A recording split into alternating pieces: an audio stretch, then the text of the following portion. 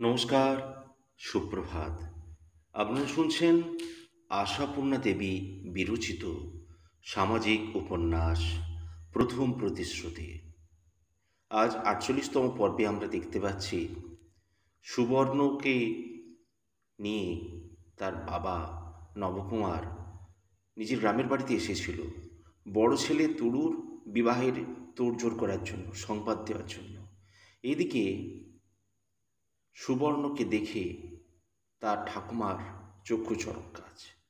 ৮ বছরের মেয়ের এখনো বিয়ে হয়নি, তাই আমরা তার মায়ের নামে প্রচুর নিন্দাবন্ধ করতে শুনছি। এদিকে একা সত্যবালা কলকাতার ঘরে মন কেমনের মধ্যে দিয়ে কেমন একটা ফাঁকা ফাঁকা অবস্থার মধ্যে দিয়ে যাচ্ছে। হঠাৎ দুপুরবেলা শুধু সৌদামিনী কি একটা সংবাদ নিয়ে আসে যে তুরন্ত যেতে হবে গ্রামের বাড়িতে। আজকে বেলা হয়ে গেছে, আজ না পারলে কাল ভোর ভোর যেতে হবে।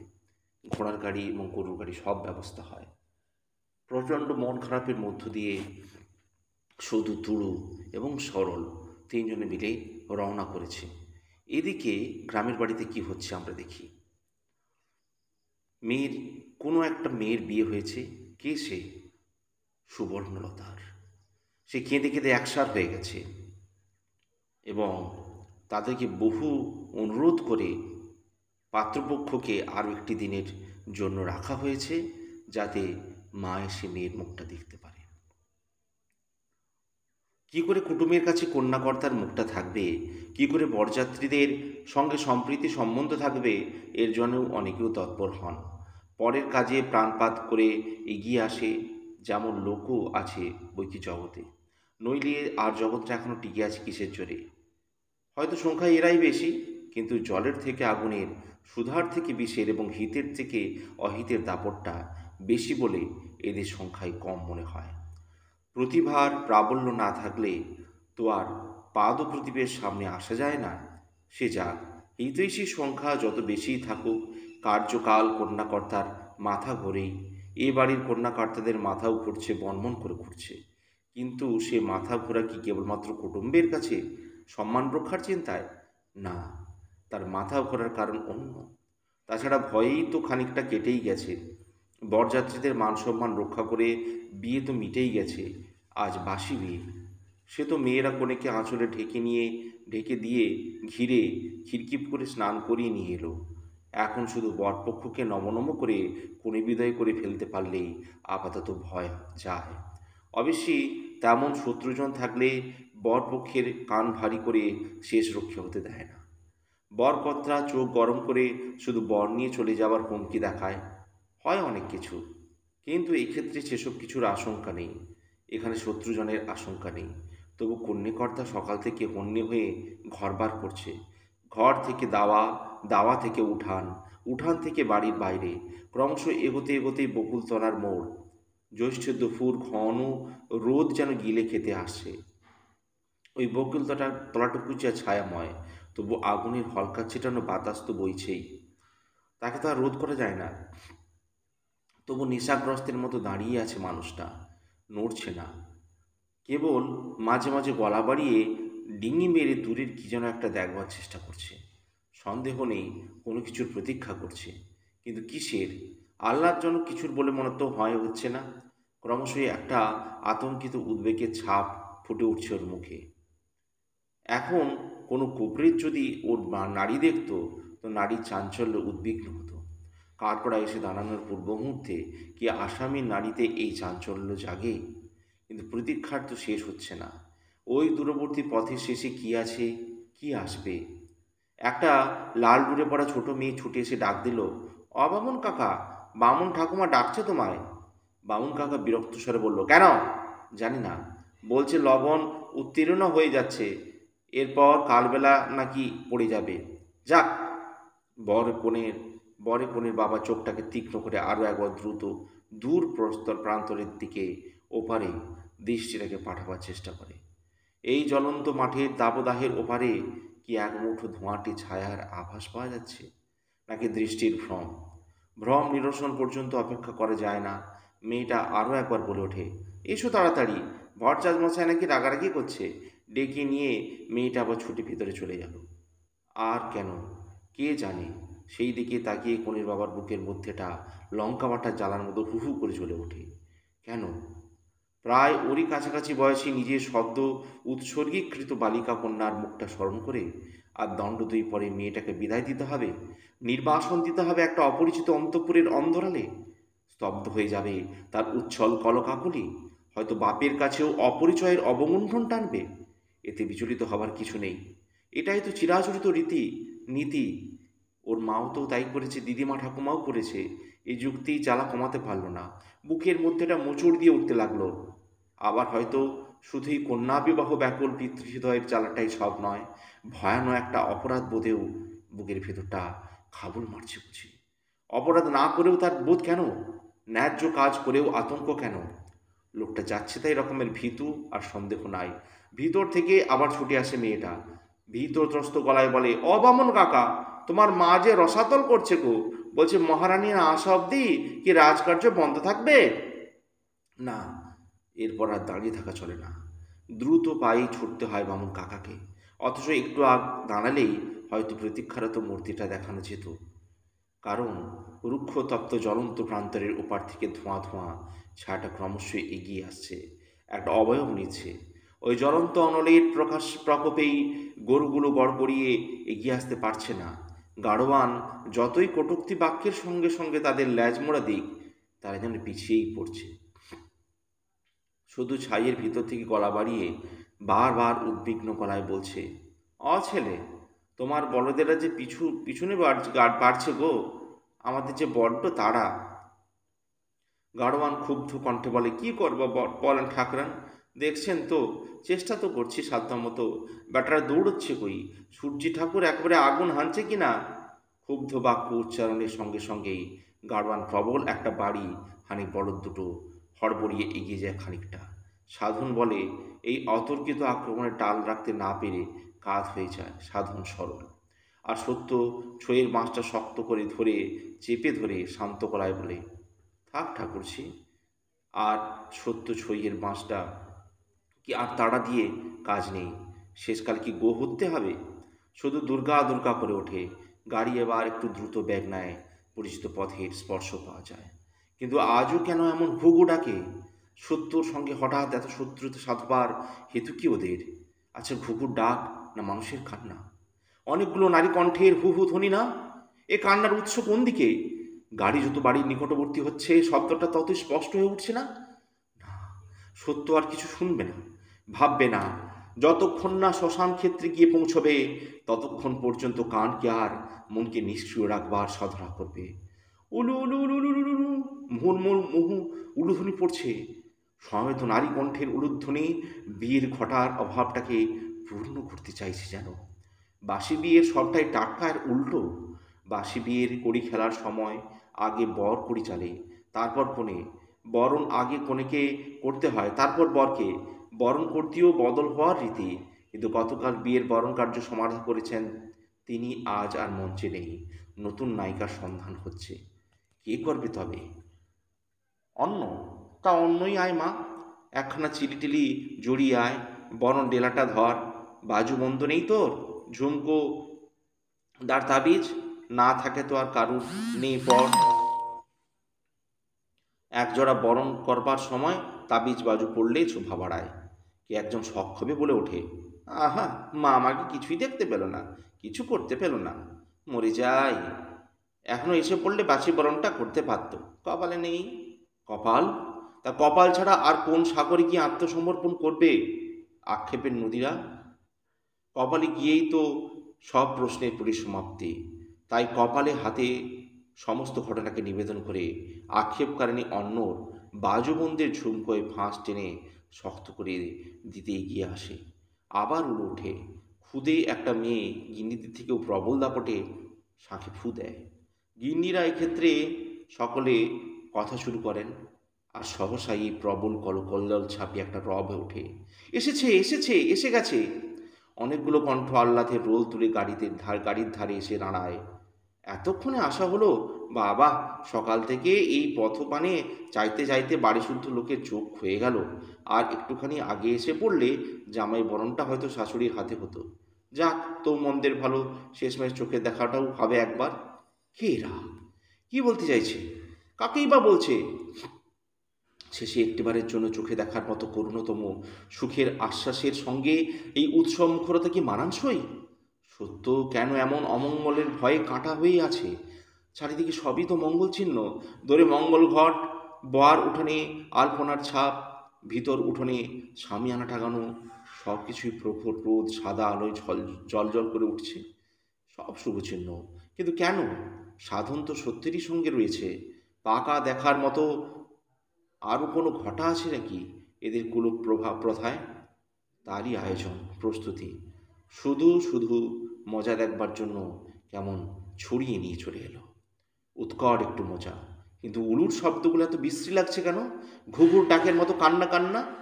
চিরকালই তো মেয়ে মানুষের এই বুনো উল্লাসধ্বনি শুনে এসেছে সত্য। খারাপ লাগে, খারাপ লেগেছে, কিন্তু শুনে বুকের ভিতরটা কেমন ফোঁপড়া ফোঁপড়া তো লাগেনি? সেই একটা আলোক ঝলকানো মুখে কই। সত্যর আসার খবরটা ব্যাঘ্র দুখানা পুষ্ট নিটল কচি হাত নিয়ে দিক বিদিক জ্ঞান হারা ভঙ্গিতে ছুটে এসে সত্যকে জড়িয়ে ধরছে না? আর আর সেই চিরপরিচিত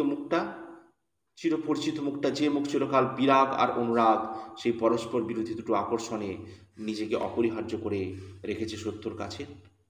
ঝাপসা ঝাপসা ছায়া ছায়া একটা অনুভূতি নিয়ে লোকেশি উঠোনে এসে ঢোকে সত্য, অথবা পায়ে পায়ে ঢুকেও না। অনেকগুলি মহিলা আর বালক বালিকা ঠেলাঠেলির ধাক্কায় এসে পৌঁছায়, আর পৌঁছেই পাথরের চোখ নিয়ে দাঁড়িয়ে পড়ে। আজন্মের দেখা বাঙালি ঘরের চিরপরিচিত সেই ছবিখানা কে এঁকে রেখেছে সত্যর দেখার জন্য। কিন্তু কে? বর কনে কলাতলা, কুলো ডালা, মাথায় এওদ্দল, এইসব অপরিচিত দৃশ্যের মধ্যে কেহই অপরিচিতা। যার লাল চেলির ঘোমটা খসে পড়েছে নীতি নিষেধ ফুলে, কুমু কি কখনো দেখেছে সত্য? দেখেছে কি ওই একজোড়া আহত পশুর চোখ? দেখেনি, জীবনে কখনো দেখেনি। এই অপরিচিতের আঘাতে সত্যর চোখও তাই পাথর হয়ে গেছে। কিন্তু কানটাও একেবারে পাথর হয়ে গেল না সত্যর? কেন এত সব অচেনা গলার কথা কানে আসছে? নবু, নবু, আবার কোথায় গেলি? এতক্ষণে তোর বউ বউ করে ঘর বার করছিলি। কনকাঞ্জলির টাকাটা কাকে দিলি? হাতে মুখে একটু জল দাও বৌমা। গাড়ির কাপড়টা ছেড়ে মেয়ে জামাইকে আশীর্বাদ করো। আহা, কাল এসে পৌঁছতে পারলে না বৌমা? একটা মাত্র মেয়ে, বিয়েটা দেখতে পেলে না? আসবেই বাকি, খবর তো পেলে না সময়ে?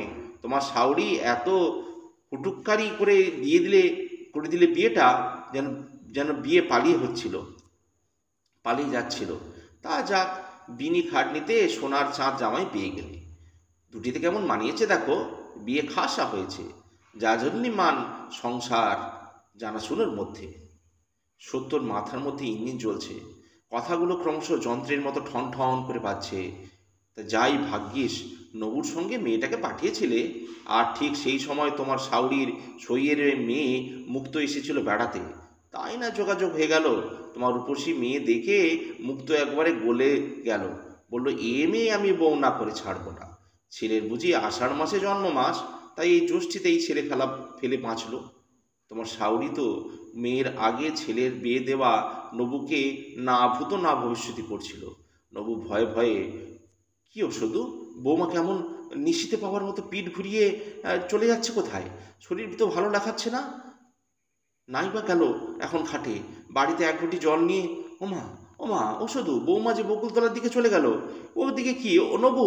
ও খোকারা, খোকারা, তোমাদের মা যে ফের গাড়িতে গিয়ে উঠতে বসতে চায় নাকি? পালিয়ে বেড়ানো নবু এতক্ষণে সমাজে দেখা যায়, দেয় শুধুর সামনে, ভয় ভয় ভরা গলায় বলে, বিয়ের কথা জানাওনি তোমাদের বউকে? না, কে জানে কেন শুধু হঠাৎ এমন কঠিন হয়। কঠিন গলায় বলে, না, জানাইনি। তাই তাই বুঝছি। না বলে নিয়ে এসেই এইটি হলো। নবকুমার রাগকুমার বলে, এ কি আশ্চর্য! আগে এলে বিয়ে বাধা দিত, তাই জানানো হয়নি। তা এখন না বলে নিয়ে আসার মানে? বলতে কি হয়েছিল?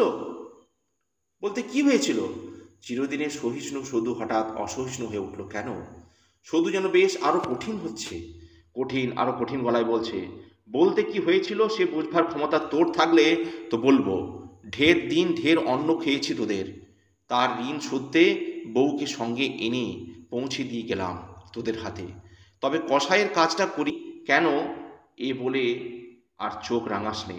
মুখ দেখে বুঝেছি তোর এ ভিড়ায় জলস্পর্শ করবে না ও, ফিরে যাবে। আমিও চললাম ওর সঙ্গে। শুধু দ্রুত পায়ে বেরিয়ে গেল। বকুলতলার দিকেই যায়। আর বিয়ের কোণেটাও অন্তত একটা অদ্ভুত পরিস্থিতি ঘটিয়ে বসে। হঠাৎ সেই কলতলাতেই বসে পড়ে, বরের সামনেই হাউ হাউ করে কেঁদে ওঠে। কেন তোমরা, কেন সব বললে আমার, করলে আমার? মা আমায় মেরে ফেলবে, মার পিছু পিছু যাবে, তার উপায় নেই, আঁচলের সঙ্গে গাঁটছড়া বাঁধা। অমোঘ অচ্ছেদ্য বন্ধন, অনন্তকালের ওপর পর্যন্ত নাকি তার ক্ষমতা, ক্ষেত্র বিস্তৃত। সমস্ত পশ্চিম আকাশটা জুড়ে লালের সমারোহ। সেই লাল ছড়িয়ে পড়েছে মাঠ পুকুরে, গাছতলায়। লটকে পড়া গরু দুটো ঘাস জল আর পড়ন্ত বিকালের স্নিগ্ধ হাওয়া পেয়ে আবার সতেজ হয়ে গড়গড়িয়ে টেনে নিয়ে যাচ্ছে গাড়িখানাকে।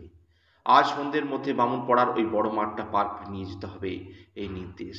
তারপর যদি চলা নিতান্ত অসুবিধে হয়, হাটতলার ওদিকে বিশ্রাম করলেই হবে। ঘোড়ার গাড়ি গেলে জুটে গেলে মঙ্গল। অনেকদিন আগে একদিন রামকালী কবরেজ এই গ্রাম থেকে ধুলো পায়ে বিদায় নিয়েছিলেন। আজ রামকালী কবরেজের পিতৃভক্ত মেয়ে বাপের সেই কাজের অনুকরণ করল। রামকালী কবরেজের সঙ্গে ছিল নিজের পালকি, তা মেয়ের তা নাই। তাই অনিচ্ছুক গড়বানটিকে ঘুষ দিতে হয়েছে। বাঁ হাতটাকে তাই এখন শুধু শাখা লোহা, মোটা হাঙর মুখো বালাগাছাটা নেই। ওটাই ছিল হাতের কাছে, হাত ছাড়া হয়েছে। কিন্তু কতই বা দাম ওটার? সত্যকে সে তার অনন্তকালের বন্ধন থেকে ছড়িয়ে নিয়ে যাবার পক্ষে কি খুব বেশি? ছাড়িয়ে নিয়ে গ্রাম ছেড়ে চলেছে সত্য, কিন্তু সেই ছাড়িয়ে নিয়ে যাওয়াটা কি নিতান্ত সহজ হয়েছিল? না, তাই কি হয়? হয় না। প্রায় গ্রাম শুদ্ধ সবাই এসে গাড়িখানাকে ঘিরে নিবৃত্ত করতে চেষ্টা করেছিল বইকে। সত্য তাদের কথা রাখেনি। সত্য শুধু শান্ত স্বরে এই কথা বলেছে, বৃথা কেন আর কষ্ট করছেন, যে উপরোধ রাখতে পারবো না। শেষ পর্যন্ত এলোকেশিও এসেছিল, হাত জোড়ের ভঙ্গি করে বলেছিলেন, রাখতে পারবে না মানে রাখবে না, এই তো। তা আমি এই শাশুড়ি হয়ে তোমার কাছে হাত জোড় করে ঘাট মানছি বৌমা, অপরাধ মার্জনা করো। অন্যায় হয়েছে আমার, 100 বারের জন্যই হয়েছে, স্বীকার পাচ্ছি যে সে কথা। বুঝতে পারিনি মেয়ে নবান নয়, একা তোমার। না বুঝে তাই ঠাকমাগিরি করে ওর উদ্বার করতে গিয়েছিলেন। যাক, যা হবার তো হয়ে গেছে, বিয়ে তো আর ফিরবে না, কেন আর গ্রামে জানিয়ে কেলেঙ্কারিটা করছো? সত্য স্থির হয়ে বসেছিল। সত্য নিজেকে সংযত রেখেছিল। সত্য শুধু অন্যদিকে মুখ ফিরিয়ে নিয়েছিল। আর নবকুমার, এলোকেশির ছেলে, সে কি আর আসেনি মান খুইয়ে মান ভাঙাতে? নবকুমার আসবে বই কি, নবকুমার আসবে না? এ কি হয়, শেষ অবধি এসেছিল। নবকুমারও প্রায় হাত জোড়ো করেছিল।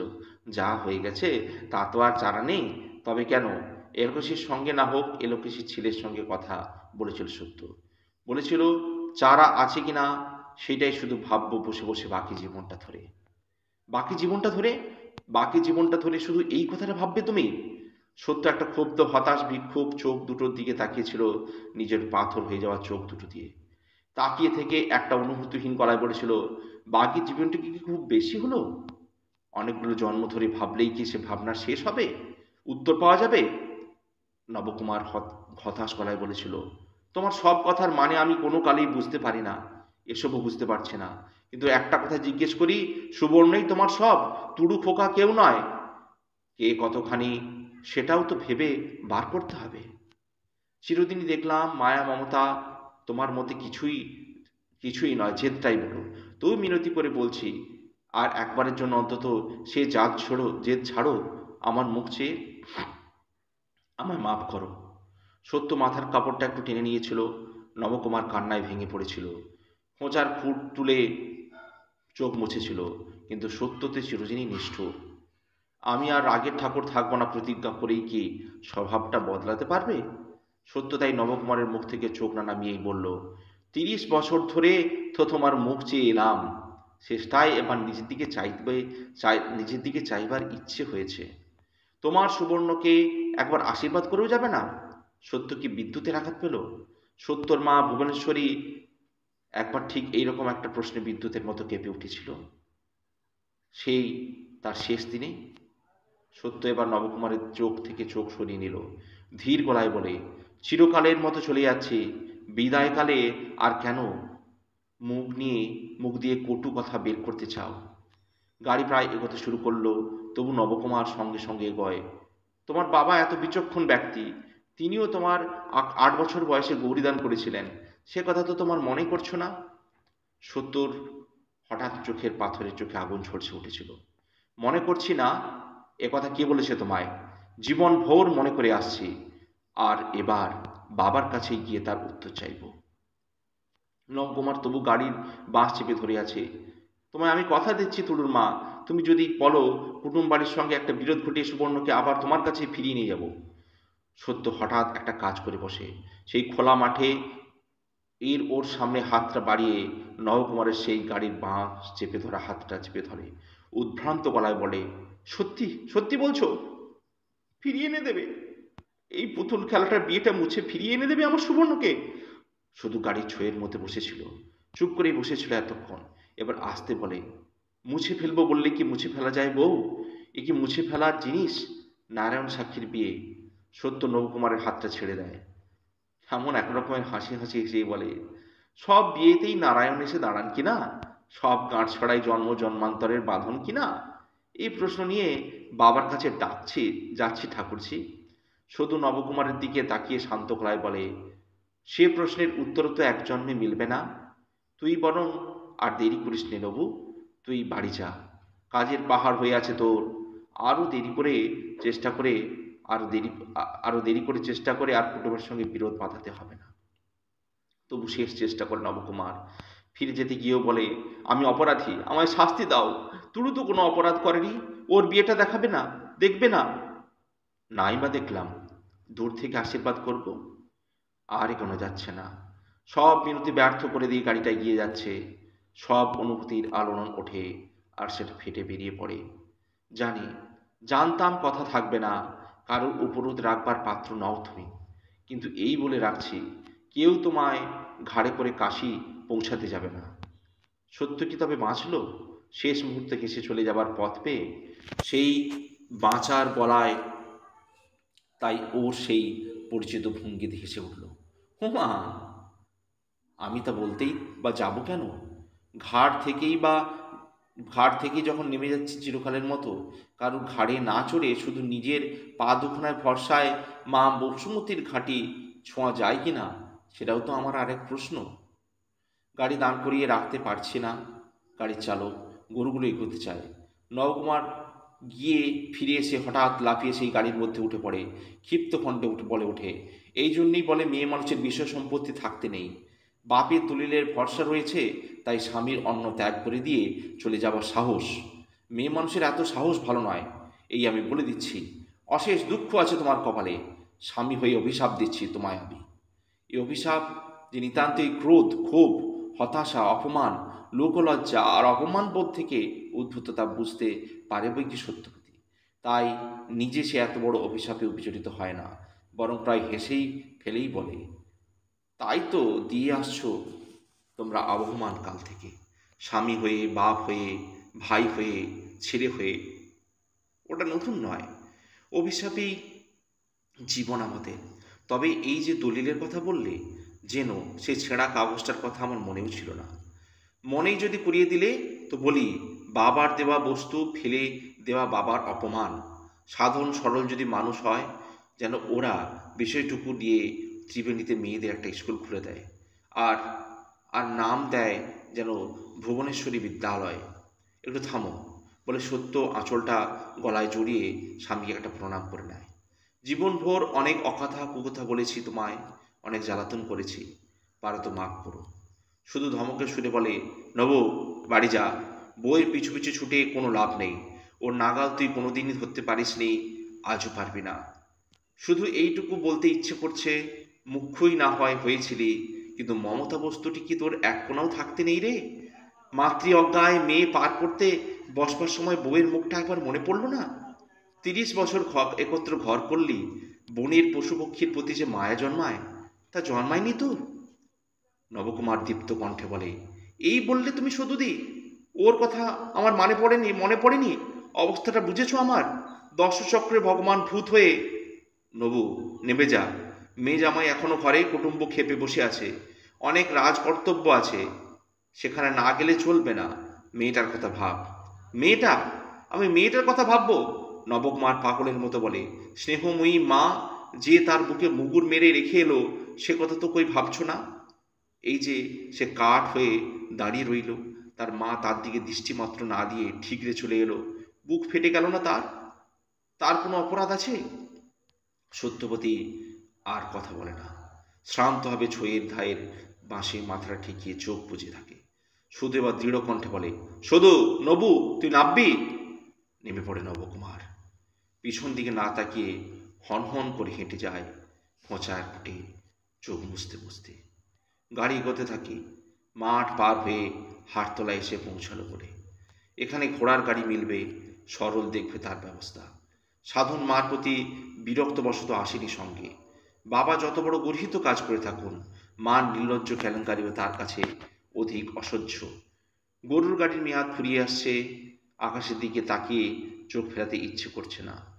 সমস্ত আকাশটা জুড়ে লালের সোনা। আকাশের ওপারে কি সত্যিই আছে আরেক জগৎ? তারা কি ওখানে কারো চিতা জ্বেলেছে, তাই তারই অগ্নি আলো? নাকি আগুন নয়, শুধু রং? সেখানে কোনো নববধূ তার লাল চেলিখানা মেলে দিয়েছে শেষ রোদ্দুরে। একসময় শুধু একটা নিঃশ্বাস ফেলে বলে, বিয়ে হয়েছে বলেই সব আশা ফুরিয়ে যাবে বউ। একবার ত্যাগ দিয়ে দিলে চলে আসবে তুমি সুবর্ণ, একবার ত্যাগ দিলে চলে আসবে তুমি সুবর্ণকে। তুমি তো বিয়ে পরেই এতখানি হয়েছ। সত্য সদুর মুখের দিকে তাকিয়ে দেখে, উত্তর না দিয়ে পারে না। আসতে বলে, আমি যে কতখানিটি হয়েছি ঠাকুরছি, তা তো প্রমাণ এই দেখছ। এ তো মানুষের বিশ্বাসঘাতকতা বউ, এ নিয়ে বিচার চলে না। কিন্তু সুবর্ণকে মানুষ করে তোলার যে বড্ড আশা ছিল তোমার। সত্য আকাশের দিকে চোখ ফেলে, সেদিকে কি সুবর্ণর মুখটাই খোঁজে? সুবর্ণ কি দেখতে পায় সত্য? তাই এমন আচ্ছন্নের মতো বলে, সুবর্ণ যদি মানুষ হবার মাল মশলা নিয়ে জন্মে থাকে, ঠাকুরছি হবে মানুষ, নিজের জোরেই হবে। আর তার মাকে বুঝবে, নইলে ওর বাপের মতন ভাবতে বসবে মানিষ্ঠুর। সে ভাবনা বন্ধ করি এ উপায় আমার হাতে নেই। কিন্তু বউ, তালুই মশাই সংসার ত্যাগ করে কাশিবাসী হয়েছেন, আর তার ওপর আবার সেই অশান্তির বোঝা চাপানো কি ঠিক হবে তোমার? সত্য এবার যেন নিজের নিজস্ব দৃঢ়ভঙ্গিতে ফিরে আসে, নিজস্ব ধরনে বলে, না ঠাকুরছি, সে অন্যায় আমি করবই বা কেন? বাবার বোঝা হব কেন? তারপর একটু হেসে বলে, অনেক দিন আগে সুবর্ণ যখন জন্মায়নি, পাঠশালা খুলে পড়ানো খেলা করতাম, মনে আছে তোমার ঠাকুরছি? আবার দেখব সে খেলা ভুলে গেছি না মনে আছে। একটা মেয়ে মানুষের ভাত কাপড় চলে যাবে না তাতে? নিজের পেট নিজে চালাবি বউ, এত সাহস নিয়ে ঘর ছাড়ছিস? শুধু একটা নিঃশ্বাস ফেলে বলে, পায়ের ধুলো নেবার সম্পর্ক নয় বউ। তবু নিতে ইচ্ছে করছে। কিন্তু তখন যে বললি কাশিতে, হ্যাঁ যাব বাবার কাছে। সারা জীবন ধরে অনেক প্রশ্ন জমিয়ে রেখেছি, আগে তার উত্তর চাইতে যাব। সহসা স্তব্ধতা নামে, গাড়ি ধীরে ধীরে হাটতলায় এসে থামে। গরুর গাড়ির পথ শেষ হয়। শেষ। এখানেই সমাপ্ত হলো লেখিকা আশাপূর্ণা দেবী রচিত উপন্যাস প্রথম প্রতিশ্রুতি। আশা করি আপনাদের এতগুলি পর্ব নিশ্চয়ই ভালো লেগেছে। আমার ঐকান্তিক প্রচেষ্টার মধ্যে অনেক ভুল ত্রুটি রয়ে গেছে, আপনারা নিজেও গুণে সেগুলি মার্জনা করবেন। আর যদি ভালো লেগে থাকে অবশ্যই চ্যানেলটিকে সাবস্ক্রাইব করবার অনুরোধ জানাচ্ছি এবং অনেক করে শেয়ার করবেন। পাশে থাকার জন্য এবং এত ধৈর্য ধরে শোনার জন্য অসংখ্য ধন্যবাদ আপনাদেরকে। ফিরে আসছি নতুন কোনো গল্প নিয়ে, নতুন কোনো উপন্যাস নিয়ে। ধন্যবাদ, ভালো থাকবেন সবাই।